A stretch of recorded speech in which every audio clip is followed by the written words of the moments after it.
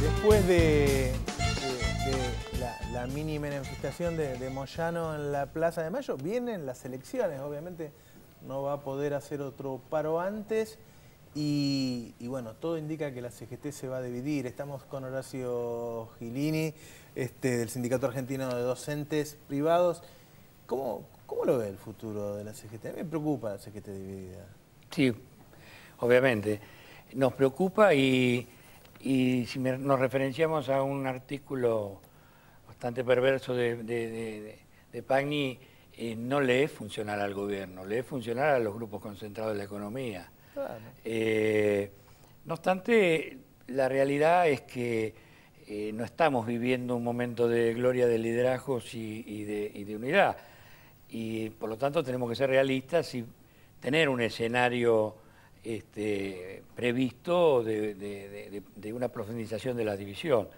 En ese sentido, no obstante, no son todas malas noticias. Nosotros hemos refundado un grupo en estos días, que el jueves presentamos ya más en sociedad, el Movimiento de Acción Sindical Argentina, el MASA, intenta que somos compañeros que venimos del MTA, otros compañeros de organizaciones más independientes, compañeros que son del transporte, de la CAT. Bueno, hemos conseguido una masa crítica lo suficientemente entusiasmante como para pensar en la CGT que hay que reorganizar.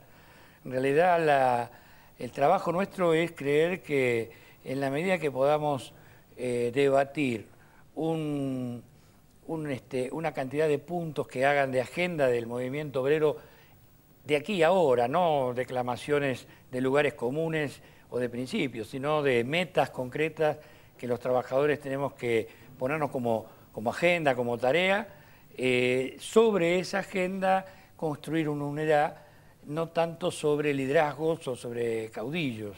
Y bueno, hasta ahora me parece que vamos bien porque hay muchas organizaciones que se están sumando y la construcción no es denostar a otros, sino es cuando uno en realidad agrede o rebaja a otros, no crece uno, en realidad también se rebaja uno. Así que lo mejor es ponderar y no denostar, ¿no? Sí, la verdad es que el modelo de la CGT de Moyano, por lo menos yo hasta el momento en que él empieza a tener aspiraciones de otro tipo, a mí me parece que funcionó, ¿no? La CGT de estos años. Digo, consiguieron cosas para los trabajadores y no fueron un palo en la rueda para el gobierno.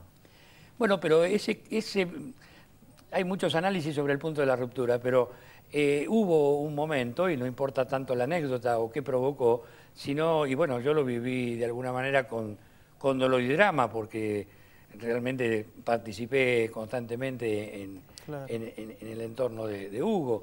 Yo creo que cuando uno repasa los momentos, y estoy hablando de previo al acto de Huracán, donde ya tuvimos una diferencia y un grupo de compañeros sabíamos, yo creo que bueno, también uno cambia de asesores, en vez de discutir con los pares, como era la práctica nuestra que hacíamos desde el MTA, de repente empezó a asesorarse de otra manera y me parece que, como se lo expresé en su momento, que lo virtuoso de Hugo, especialmente esa afinidad con el reclamo de los trabajadores, lo perdió cuando se compró un análisis político erróneo y empezó a decirlo,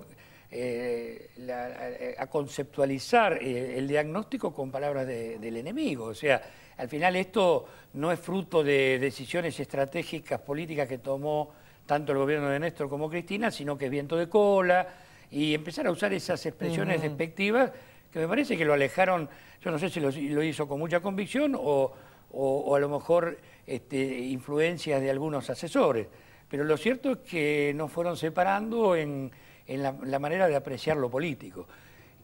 Pero de alguna manera no es el único que puede esgrimir una trayectoria honesta en los 90, ni el único que defiende a los trabajadores en la Argentina. Claro. Entonces, yo digo, el moyanismo puede continuar en esto virtuoso que estamos diciendo, pero también es cierto que hay que advertir, yo le diría que un momento importante fue Tecnópolis, me parece no aprovechado, cuando con la UIA se hicieron algunas conversaciones.